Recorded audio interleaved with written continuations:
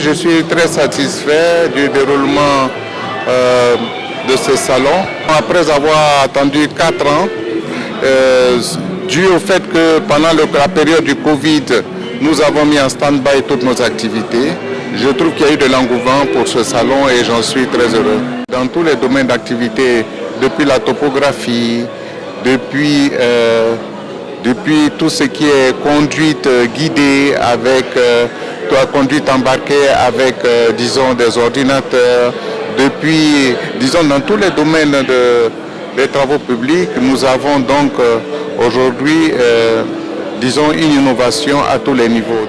Matagalis BTP est une entreprise qui est spécialisée dans le coffrage glissant et l'assainissement, et Nouraki SRL dans la signalisation routière.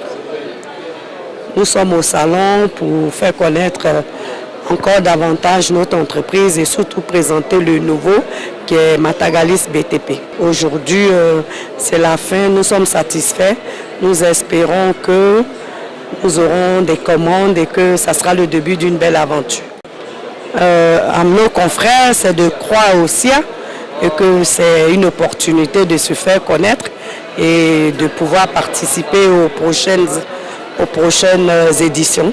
Le grand public, merci d'être venu, de revenir davantage.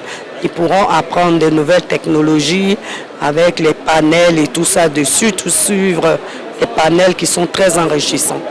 Nos salons, c'est encourageant. Et là, on a eu tous les contacts, tous les engins, les représentations. Ça tisse vraiment les bonnes relations et puis bon, le contact facile. Nous sentons vraiment le développement du pays. Avec ces salons, on n'a plus besoin même d'aller en Europe pour des salons, pour perdre le temps. Il y a la représentation, il y a même les locaux qui sont présents sur le terrain. Et ça a salué.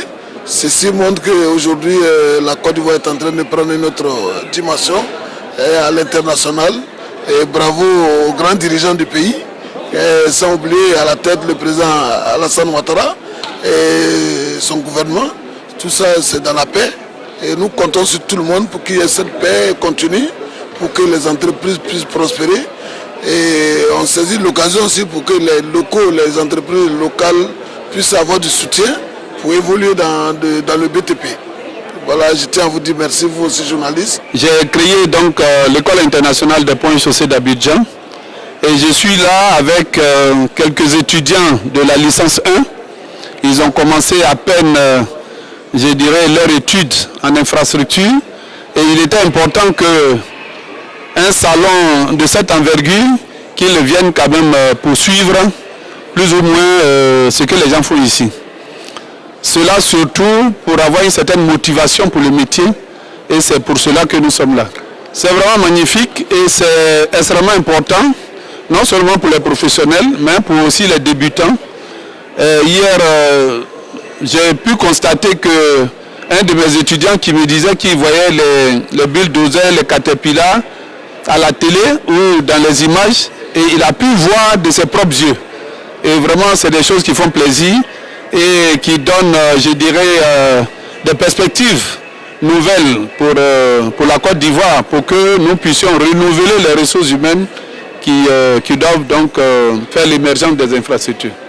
Je trouve ce salon vraiment intéressant parce qu'il nous permet de tisser des liens, d'avoir plusieurs partenaires, de s'informer et surtout avec nous qui sommes une jeune association des femmes, nous voulons inciter les femmes, les jeunes filles à vraiment s'intéresser au métier du génie civil. Et ça tombe bien, le salon des infrastructures d'Abidjan est une bonne aubaine pour nous. Et aujourd'hui, nous sommes là, nous sommes heureux d'être ici.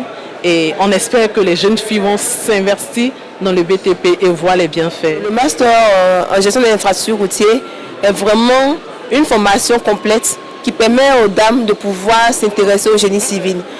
Ce salon est vraiment une opportunité pour nous, pour toutes les femmes du domaine du BTP. Et ça ouvre aussi des portes, ça permet de tisser des liens dans le domaine du génie civil, avoir des contacts avec les entreprises, inciter aussi les jeunes de pouvoir s'intégrer vraiment dans le génie civil et aimer vraiment tous les outils techniques que nous apprenons au sein des formations de génie civil. Je vous remercie. Ça fait 3 jours effectivement qu'il y a eu l'ouverture de ce salon-là, le SIA. Effectivement, nous sommes venus, nous sommes arrivés. C'était notre première participation.